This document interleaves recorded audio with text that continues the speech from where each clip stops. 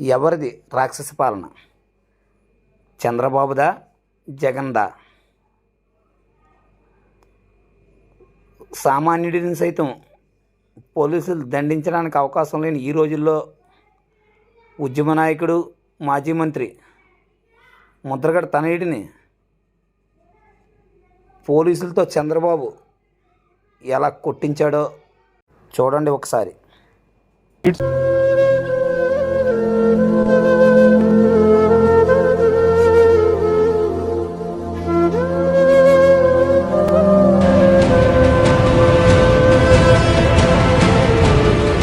అనుమతి లేకపోవడంతో అడ్డుకుంటామంటున్న పోలీసులు.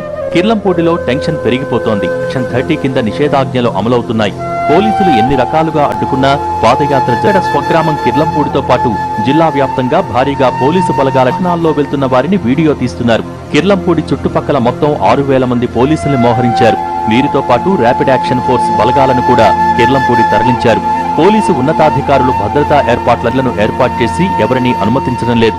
గుర్తింపు కార్డు ఉన్న వారిని మాత్రమే కిర్లంపూడి వెళ్లేందుకు అనుమతిస్తున్నారు. ముద్రగడ ఇంటి చుట్టూ డ్రోన్ కెమెరాతో నిఘా పెట్టారు.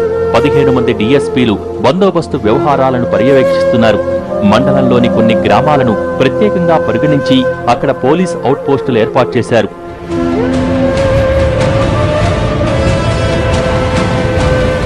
పాదయాత్రలో పాల్గొనే అవకాశం ఉందని భావిస్తున్న కాపాత్మక ప్రాంతాల్లో చెక్ పోస్టులు ఏర్పాటు చేశారు. తుని, తొండంగి, కోనందూరు, తేటగుంట, కత్తిపూడి తదితర ప్రాంతాల్లో చెక్ పోస్టులు ఏర్పాటు చేశారు. వాహనాలను నిశితంగా పరిశీలించి పంపుతున్నారు. 6 డీఎస్పీలు, 24 మంది సీఐలు, 50 మంది ఎస్ఐలు, 200 మంది ఏఎస్ఐలు, 700 మంది కానిస్టేబుళ్లు, 1000 మందికి పైగా పారామిలిటరీ బలగాలతో భద్రతా ఏర్పాట్లు చేశారు.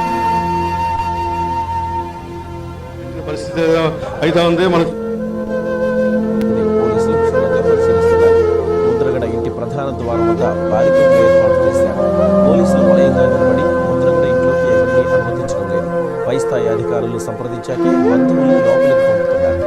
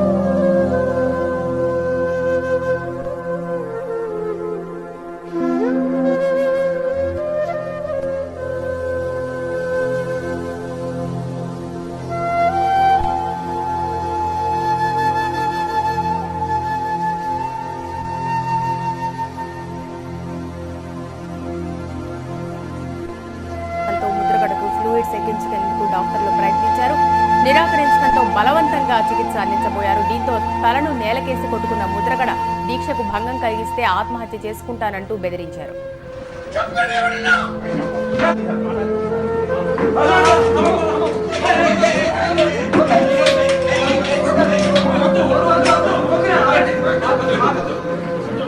నిమ్మరసం తీసుకుని దీక్ష విరమించారు. వారిని విశాఖలోని ఒక ప్రైవేటు ఆసుపత్రికి తరలించి చికిత్స కోసం తరలించడం జరిగింది. తుని ఘటనలో అరెస్ట్ అయిన 13 మందిలో 8 మందిని ఇప్పటికే బెయిల్పై విడుదల చేశారని, మరో 2 రోజుల్లో మిగతా వారు కూడా బెయిల్పై బయటకు వస్తారని ఆకుల సత్యనారాయణ ముద్రగడ కుటుంబ సభ్యులకు నచ్చ చెప్పారు. ముద్రగడ పద్మనాభం మాత్రం తన డిమాండ్లపై ప్రభుత్వం లిఖితపూర్వక హామీ ఇచ్చే వరకు దీక్ష విరమించేది లేదని చెబుతున్నారు.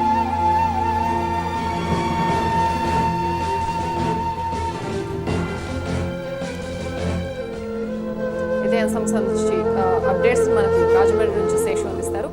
శేషు, చెప్పండి, ముద్రగడ దీక్షకు సంబంధించి అప్డేట్స్ ఏంటి? ఆయన హెల్త్ కండిషన్ ఎలా ఉంది? ప్రస్తుతానికి ముద్రగడ ఆరోగ్య పరిస్థితి నిలబడగానే ఉంది.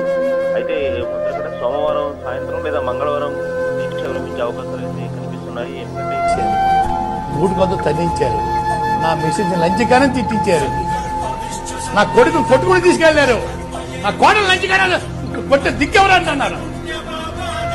ఇంకేం చేస్తామండి? ఇంకేం అప్పుడు ఏం పెడతామండి? ఇంత అవమానం చేసిందా మళ్ళీ మేము దరఖాస్తు పెట్టుకోవాలా?